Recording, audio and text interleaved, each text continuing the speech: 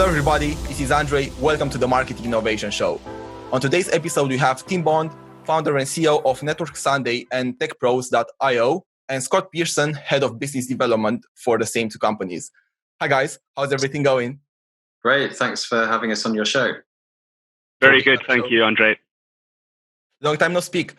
So for everybody that tuned in today, guys, we're going to be discussing thought leadership and content marketing in the context of B2B marketing as a broader subject. So it's going to be a more strategic episode. We're going to have a lot of very valuable insights from Tim and Scott. So definitely stick around. So guys, how have you been? How's everything going on your side? Good.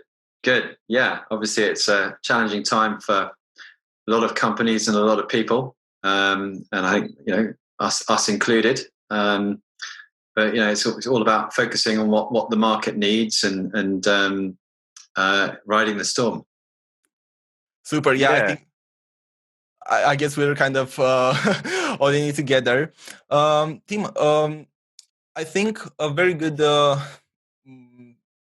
subject to start the discussion would be to tell people a bit more about how you guys work in this industry and your approach to thought leadership, because I thought this was a very, very interesting approach and unique in the market at the moment. And also, guys listening to us as a background, so Scott and us have already also interacted in the past, working on a very, very good content piece that the guys published in the beginning of the year, which I'm going to drop the links to in the description of this episode so you can access it. It's a market report on thought leadership trends. Really, really insightful piece. So yes, Tim, Scott, what's your approach on thought leadership and B2B marketing in general through content? Do you want to have a go, Scott? Yeah, you go first, Tim. All right, I'm very happy to do that. So I think when it comes to traditional B2B marketing, and I'm thinking sort of specifically demand generation or lead generation, both the same thing. The last sort of 4, 5, 6 years have been focused around sort of direct emailing, LinkedIn messaging, obviously before that cold calling. And whilst done well, and when we talk about done well, we're talking about sort of multi-channel. We're talking about well-written messages, clear value propositions and call to actions, etc. These strategies can work well.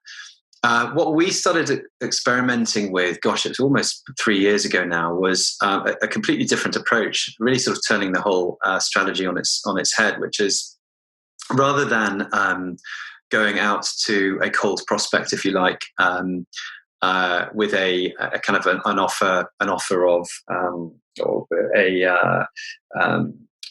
a message of kind of a description, if you like, of your solution or your service and the benefits, etc., and perhaps some example use cases of how you might be assisting their competition or the market generally, is to turn it on its head and take an offer of value. And the offer of value being an invitation to participate in a program, a thought leadership program, namely an interview for a specific publication that typically could be an ebook. It doesn't have to be an ebook. It could be a podcast. It could be a number of different things. But typically, ebooks have been what we've been involved in. We were interested to find very quickly that actually a much higher proportion of people were willing to engage in that discussion, because rather than leading with a sort of sale proposition, you're leading with an offer of value, and obviously that value being learn from your peer group, challenge your own thinking in a way by being, of course, Andrei, you've been through this process. It'll be interesting to hear your views on it, but it's a bit like counselling. You when you go to the doctor or you go and see a therapist, perhaps they ask you a number of questions, and it really makes you think, and you actually have a really good feeling from it. And as a result of that, what we noticed was individuals where clearly there might be some potential for further dialogue, potentially that could evolve into a sales conversation, perhaps, but maybe not. The individuals who participated were either happy to continue a conversation which might be, as I say, around a sort of business development conversation, or offer a referral.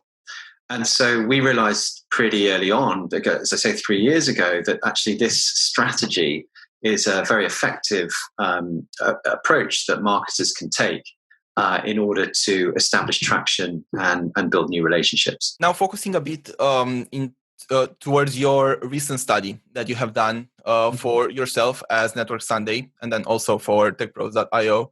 And I think that maybe here we could discuss a bit more with Scott, because I know that Scott, you were involved with organizing the interviews with thought leaders. Most of them were marketing professionals in C-level roles. And the subject of the report was thought leadership as a very powerful lead generation and marketing tool.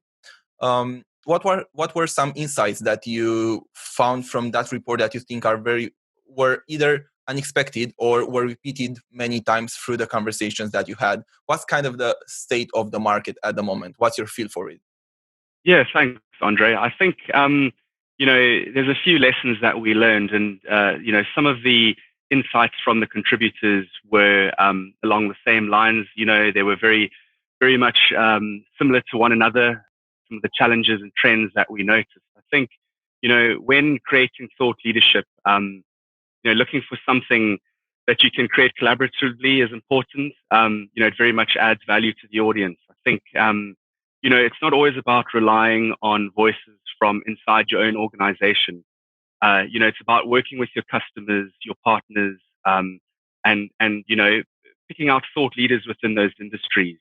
Having a large sample group, brings the data to life, and of course makes the content more valuable and engaging. I think also just another point is not to confuse thought leadership, with sort of product marketing. Looking at the top of the sales funnel, content should be, weighted towards thought leadership.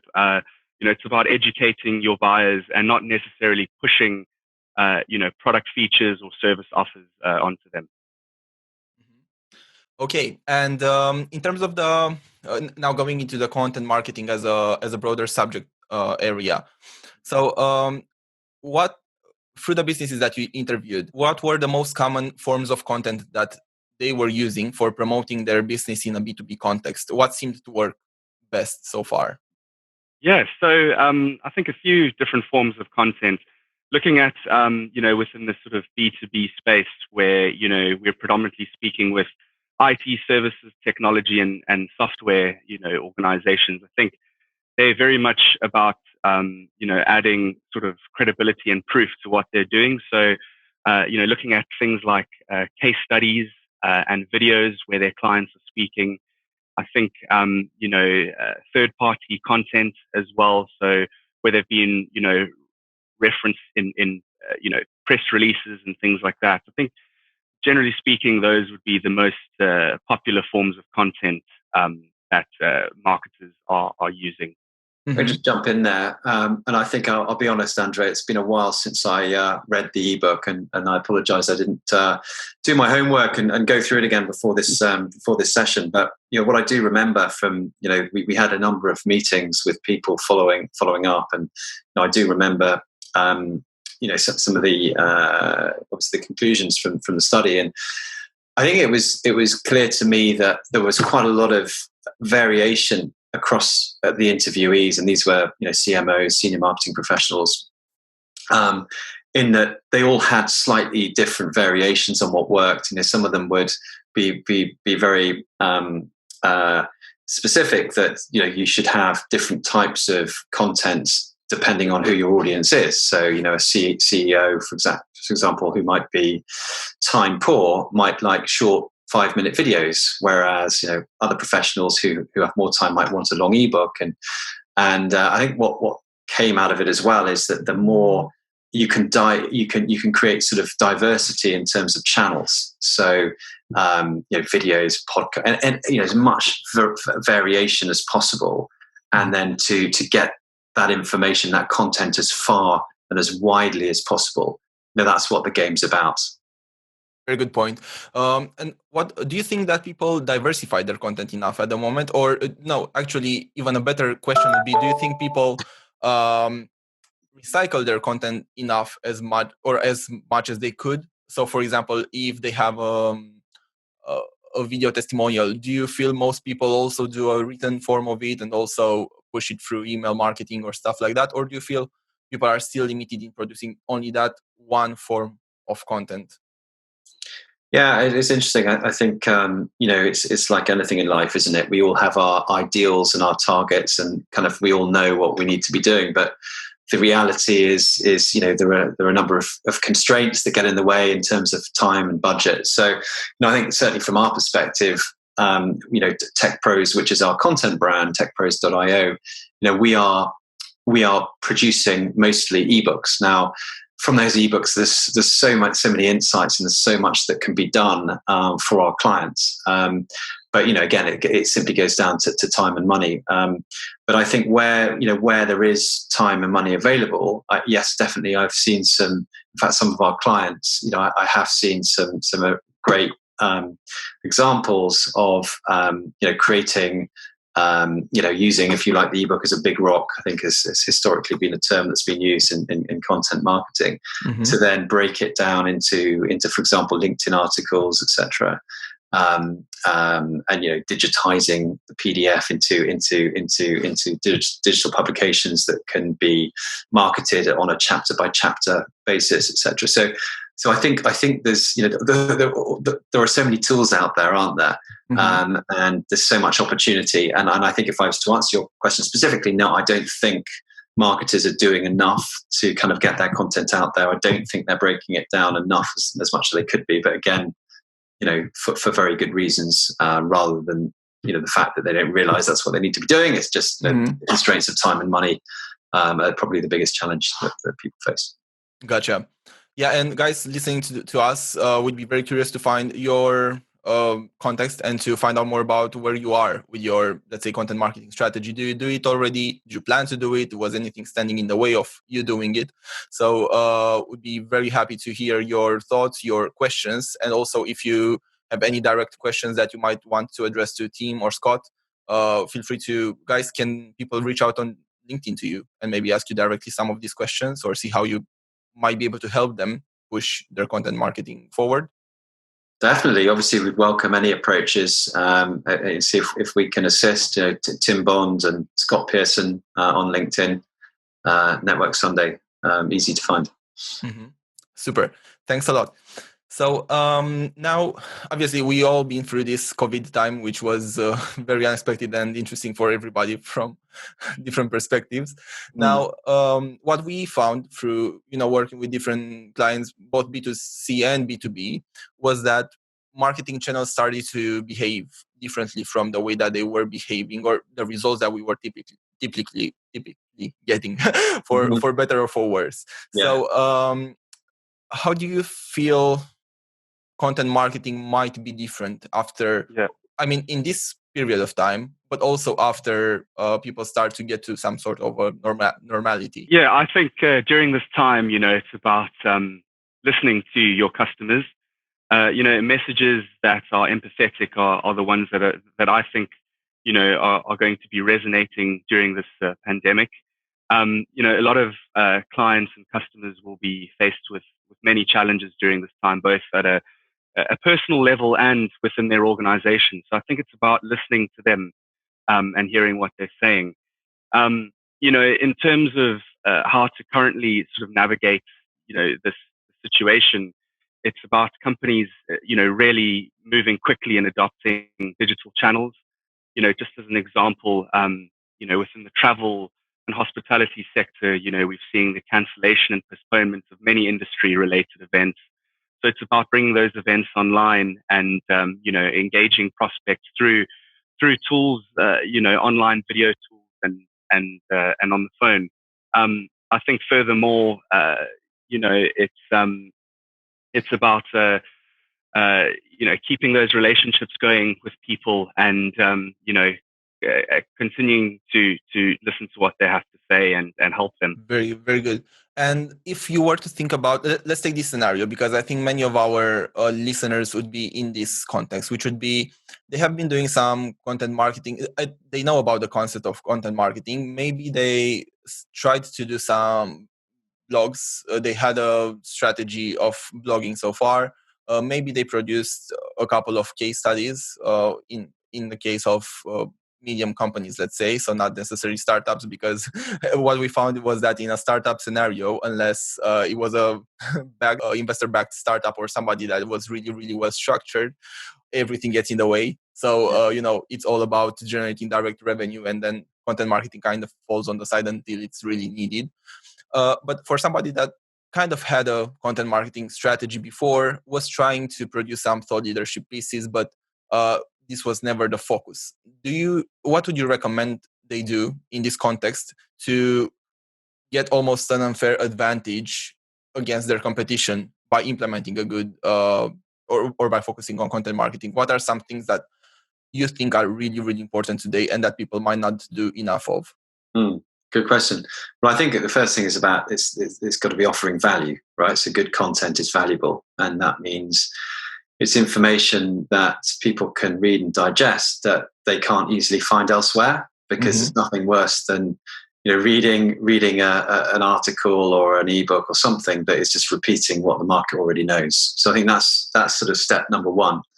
So then you have to ask, well, what is it of value that can be written about, or that can be published, presented, etc. And I think that goes down to the specific niche knowledge of that particular entrepreneur or that small business owner, a small organization, marketing leader within the small organization. And more often than not, there's likely to be a lot of knowledge out there in the ether, out there in the market that can, if you like, bolster the knowledge that individual or that company already has. So, what we would advise is kind of the approach that we take, which we know is successful, and which you're aware of, Andrei, and that's really about identifying people, within their networks, within their LinkedIn networks, who might have been through a similar journey, that have got similar experience, who wouldn't mind actually participating in the creation of that content. And that could be through, exactly an example like this, a podcast or an interview for another content piece. And by bringing together multiple minds, you obviously have the synergy, and you're going to be able to offer a far, far more powerful piece of content when you've, if you like, crowdsourced the insights, and you put together something that really does stand out and has got some different dimensions to it, rather than perhaps a singular lens of a company or a person, which might be great, but it lacks that extra, if you like, range.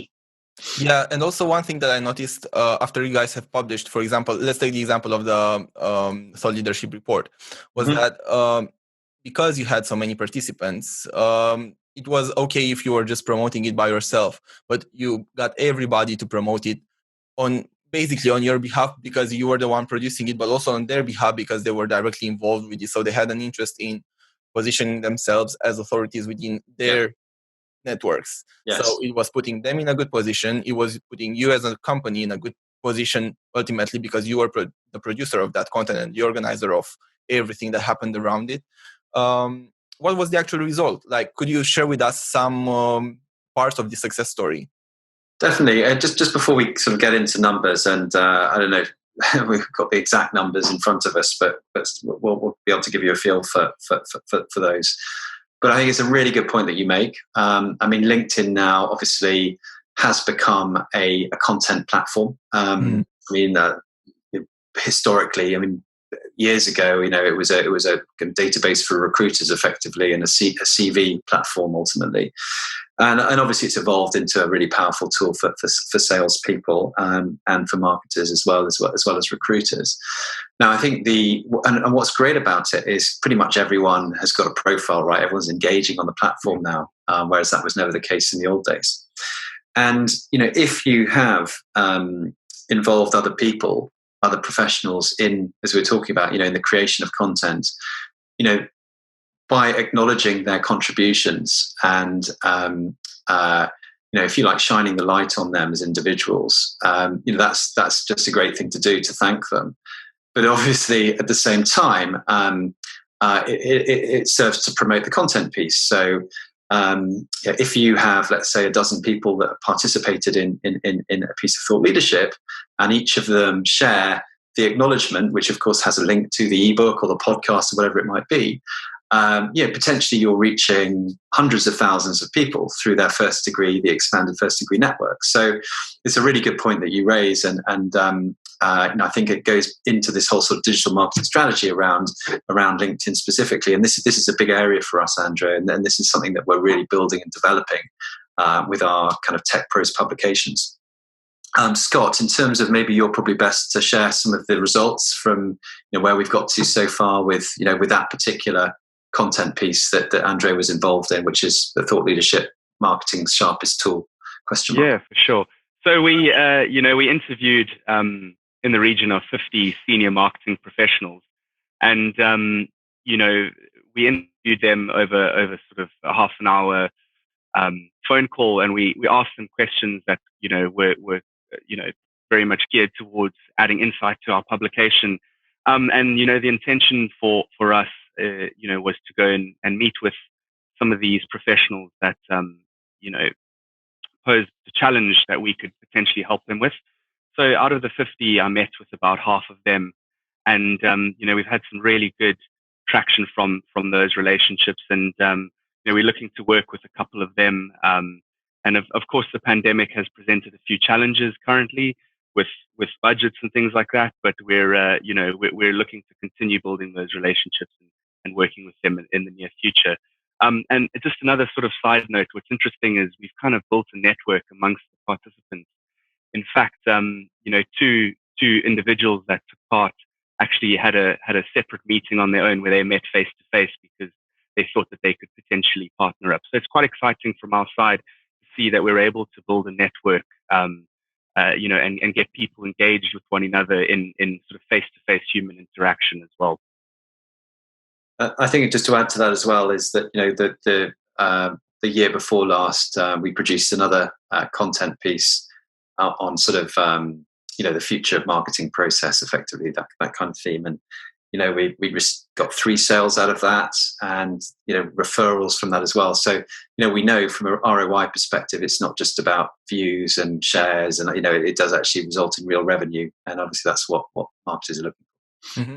Very good point, and a very nice transition, because I want you to touch on the subject. What do you think are some good ways of tracking the performance or of proving the ROI of a content piece? What are some of the most common ways, or not, to track this? Because as you mentioned, many marketing professionals, mainly if they are very data driven, they would look directly at the ROI or how that translates into meetings booked, sales, and so on. Yeah, no, I mean, all sort of marketers, particularly clients, budget holders, investors, that's what they're interested in. They want to see, what bang for the buck they're going to get. And, I mean, I think it's absolutely right to be able to measure every kind of marketing investment, of course. I think, the challenge slightly around thought leadership is that, it is in that kind of top of the funnel. It is around market awareness. And I think if you have a program such as the Network Sunday, so our company is called Network Sunday, and then our content brand is techpros.io. But, we are very focused around sort of, if you like, integrating content creation, content marketing with kind of lead generation. So we've got a very focused strategy on moving it into sales meetings, and then helping our clients move those sales meetings into revenue. But I think a lot of the times there isn't perhaps such a focus from a marketing perspective on actual sales meetings that are directly related to the content. And marketers are really, the companies have content budgets effectively, and yes, for sure, they're using tools such as Marketiu and HubSpot, CRM, and obviously there are a number of others to particularly if they're using gates, or if they're able to track viewers, etc. of the content, then that is one way of kind of, if you like, tracking whether the content itself has got any sort of meaningful relationship to the actual sale that may or may not happen in the future. So I think, that is very important. And but I think at the same time, this is about brand awareness, and the more you can get quality content shared within the LinkedIn networks, the more you can provide salespeople with just that extra bit of quality and credibility to help them in their conversations, etc. Unless you literally go down to the level of asking specific buyers, how much did our content influence your decision to buy? I think it's very difficult to really put a mark on the return on investment for thought leadership content. Andrei, does that ring true with you? Or yeah, and also here it just sparked in me the memory of something that I remember I didn't do enough of, maybe when starting on this content marketing journey, and I'd like to bring it to the front to maybe the listeners that didn't do it before and they want to start out. I think it's very important to first of all to think about content marketing and thought leadership as part of your marketing mix as a whole. So not just count on it for generating leads, obviously integrating it with other things that you might be doing. And also look into the attribution, because if you do have a CRM and if you do have a very well thought inbound marketing system with, like top of funnel, and then converting that into marketing qualified leads, sales qualified leads, etc., then for sure you'll be able, within a pretty short amount of time, see the difference between from when you were not doing content marketing or thought leadership pieces and so to when you started doing it. Because it's very hard to put a finger or to point out exactly the percentage of how much brand awareness do we have this month compared to last month. But at the same time, if you look at the broader picture, and you have in place all the tools and all the tactics that you need to track your performance, inbound performance, as well as maybe get feedback from the sales guys when they talk to your customers on the phone 3 months from now, after you have started to already do those leadership pieces. It's for sure that they probably will have heard about your brand already if you do the things right. Yeah, I just wanted to come in another thing, if for the benefit of your listeners. So there's now some really fantastic platforms out there that can really help not only market your content, but also make it more sticky, so keep your readers reading the content for longer. But as well as that, also measuring how much time they're spending per page, obviously how many unique visitors and all of this. It's almost like a micro website. So one of the platforms that is sort of enterprise is it turtle dot IO? Yeah, turtle.io. Yeah. And then the one that we use is called Folion. And these platforms are really, really powerful. They, I think gone are the days where, putting a PDF up and then putting a gated page to put in your details to download the PDF. That's very much old school. I think where the market's moving now is to use these really cool tools. And you can even, some of the software allows you to kind of, pop up poll questions to actually almost like engage the reader with the actual content, and then have like a poll. But obviously, as well as that, you can use gating or not use gating, or there's lots of different ways you can engage the audience with the content. So that's definitely a tip for your listeners if they are going down this route in terms of producing written content like ebooks or articles, using a platform like that you can link into LinkedIn company pages or profiles, but also into your website, and much more kind of they're just much better ways of communicating content than putting a PDF up. And also, I think it looks much better. I've been interacting with Turtle a lot, and I think that way of publishing and distributing content is indeed a plus to to the content and to the brand itself, and the way that it distributes content. I think that as we get to the close of the episode and to the wrap up, one thing that we always try to do is draw some action points for the audience, so that information without action just stays information or gets forgotten. So what we want them to do is to be able to listen to this episode and then do something significant for their business, this week. If we were to think about what we have discussed from this perspective, so some actionable points that can be, if not fully implemented, at least to get the ball rolling towards them, what would be 3 takeaways that you feel are the most important for people to bag and to go and implement into their business or to explore for their businesses? Is that directed at me or Scott? Yeah, I've got some views on this. I think it starts with the sort of the very beginning. Having a defined framework for the process that you're looking to implement. It's about collaborating with your colleagues as well as your target audience that you're going after, and very much setting a roadmap. Of the type of content journey that you'd like to go on.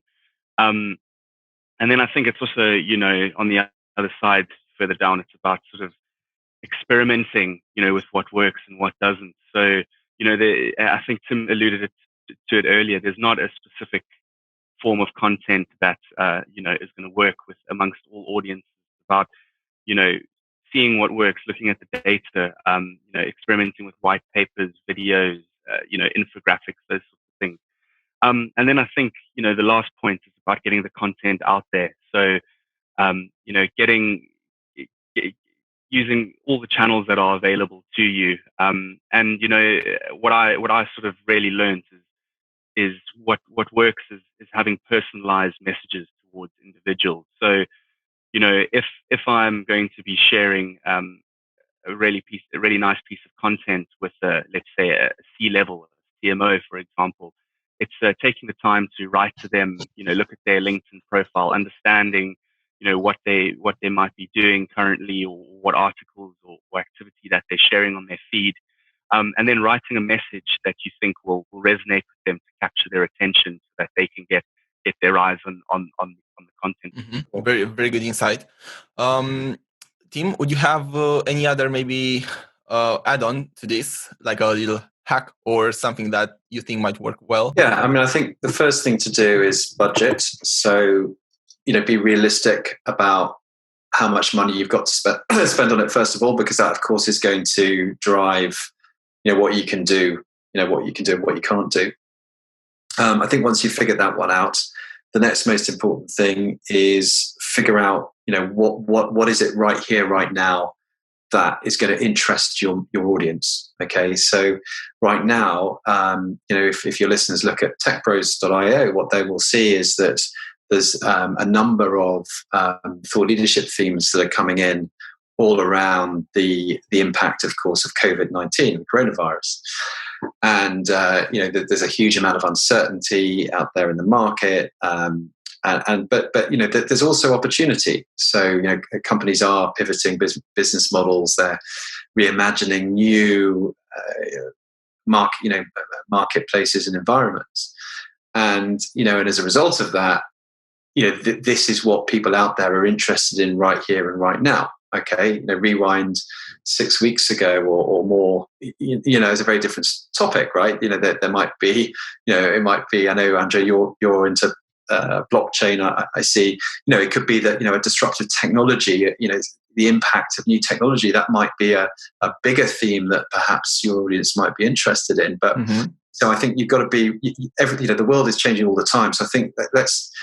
Just because you as an entrepreneur or business owner, but if you're just because you're specifically interested about something or really excited about something, don't let that blind you to what your market wants. Okay, be really clear and ask people, and Scott was saying, involve other people, not just in terms of getting insights for your content, but also in planning your insights. I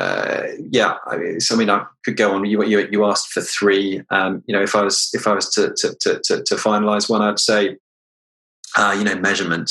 So it's important that you do see the value coming back, not the value obviously for your clients, but also, if you're providing a service as we do, but more importantly as an organization, perhaps making an investment, being you yourselves, is to make sure that you are actually measuring the impact that this investment is having for your business. And obviously if it's working, then you want to replicate it and you want to scale it and do as much as possible.